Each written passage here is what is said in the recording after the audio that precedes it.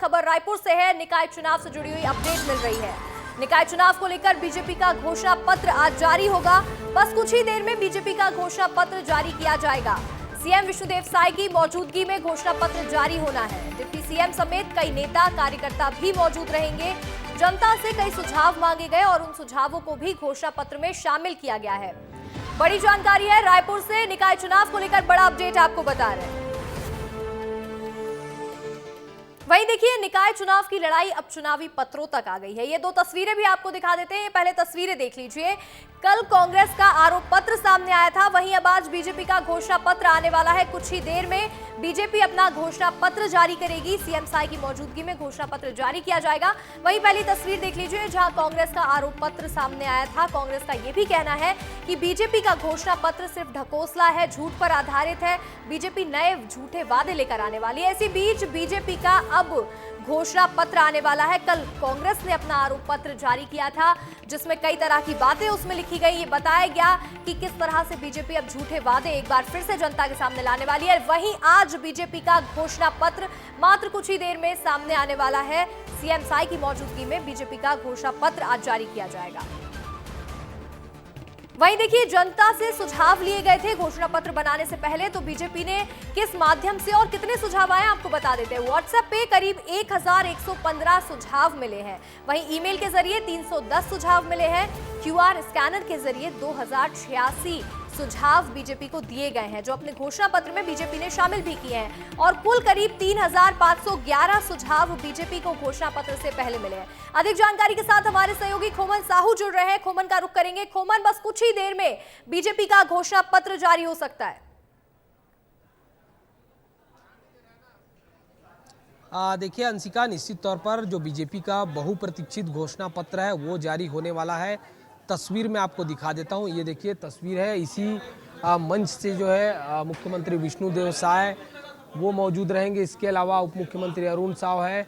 ये देखिए, अटल विश्वास पत्र का नाम घोषणा पत्र को दिया गया है, क्योंकि अटल बिहारी वाजपेयी पूर्व प्रधानमंत्री हैं और छत्तीसगढ़ के निर्माता है। उनके प्रधानमंत्री रहते ही छत्तीसगढ़ का निर्माण हुआ था और यही कारण है कि अटल विश्वास पत्र नाम उनको दिया गया है। कुल मिलाकर कुछ ही देर बाकी रह गया है जब भारतीय जनता पार्टी अपना घोषणा पत्र जारी करेगी। घोषणा पत्र में मूल रूप से कैसे नगरीय निकायों को आधुनिक बनाया जाए, कैसे मूलभूत सुविधाओं को बेहतर कराया जाए, कैसे उस पर काम किया जाए, इस पर एक ब्लूप्रिंट कहीं ना कहीं आज भारतीय जनता पार्टी जारी करने वाली है। और यही कारण है कि वो बार बार ये कहती हुई नजर आ रही है कि पिछले एक साल में सरकार ने जो कामकाज किया है उसकी झलक भी घोषणा पत्र में दिखेगी। इसके अलावा आने वाले दिनों में बीजेपी कैसे नगरीय निकाय को एक आधुनिक नगरीय निकाय जो देश सहित विदेश में भी जाना जाए, इस तरीके के हाईटेक नगरीय निकाय बनाने की ओर काम करे, इस तरीके के बयान उप मुख्यमंत्री और नगरीय प्रशासन मंत्री अरुण साव ने दिए। तो कुल मिलाकर समझा जा सकता है मुश्किल से 10 से 15 मिनट बच गया जब मुख्यमंत्री मौजूद रहेंगे और घोषणा पत्र जारी करेंगे। बिल्कुल, देखिए निकाय चुनाव से पहले अब घोषणा पत्र आने वाला है और इसी से देखिए जनता को जोड़ने की कोशिश भी बीजेपी ने की। जनता से कुछ सुझाव मांगे और तकरीबन 3500 सुझाव भी बीजेपी को मिले हैं। और ऐसा भी है क्या कि इस घोषणा पत्र में उन सुझावों को शामिल किया जाएगा या उन पर भी गौर किया जाना है? देखिए अंशिका, निश्चित तौर पर घोषणा पत्र में जो सुझाव आम जनता की ओर से आए हैं उन पर मंथन किया गया है और उनके सुझावों को ही घोषणा पत्र में शामिल किया गया है। आपको याद होगा बीजेपी ने विधानसभा चुनाव के दौरान भी घोषणा पत्र के लिए सुझाव मंगाए थे और जो सुझाव सामने आए थे उन सुझाव को घोषणा पत्र में शामिल किया था।